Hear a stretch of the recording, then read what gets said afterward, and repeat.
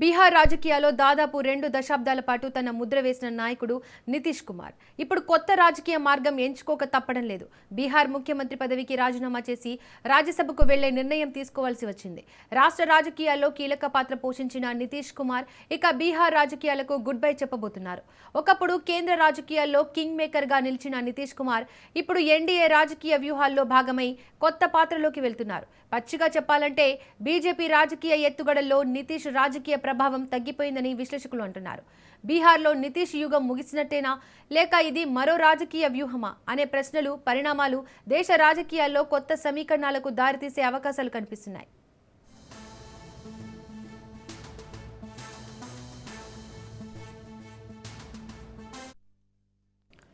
బీహార్ రాజకీయాలను గత 2 దశాబ్దాలుగా ప్రభావితం చేసిన నాయకుడిగా నితీష్ కుమార్ ప్రత్యేక గుర్తింపు పొందారు. 2005లో మొదటిసారి ముఖ్యమంత్రిగా బాధ్యతలు చేపట్టిన తర్వాత రాష్ట్ర రాజకీయాల్లో ఆయన కీలక శక్తిగా మారారు.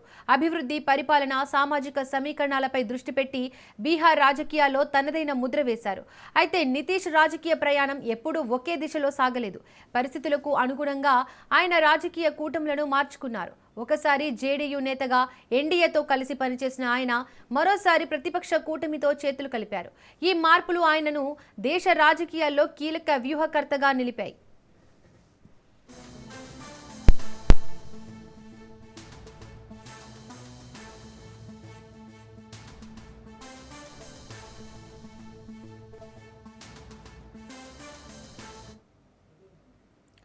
ఇటీవల మళ్లీ ఎన్డీఏలో చేరిన తర్వాత బీహార్ రాజకీయాల్లో కొత్త సమీకరణాలు ఏర్పడ్డాయి. ఇప్పుడు ముఖ్యమంత్రి పదవికి రాజీనామా చేసి రాజ్యసభకు వెళ్తుండటంతో రాజకీయ విశ్లేషణలు ఊపందుకున్నాయి.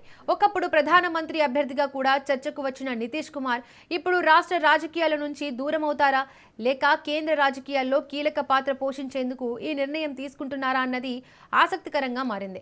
మరోవైపు బీజేపీ వ్యూహాల్లో భాగంగా బీహార్ రాజకీయాల్లో కొత్త నాయకత్వాన్ని తీసుకురావాలనే ప్రయత్నం జరుగుతోందా అనే చర్చ కూడా సాగుతోంది. ఇలా చూస్తే బీహార్ రాజకీయాల్లో నితీష్ యుగం ముగుస్తోందా, లేక మరో రాజకీయ అధ్యాయం ప్రారంభమవుతుందా అన్నది త్వరలోనే స్పష్టమయ్యే అవకాశాలు కనిపిస్తున్నాయి.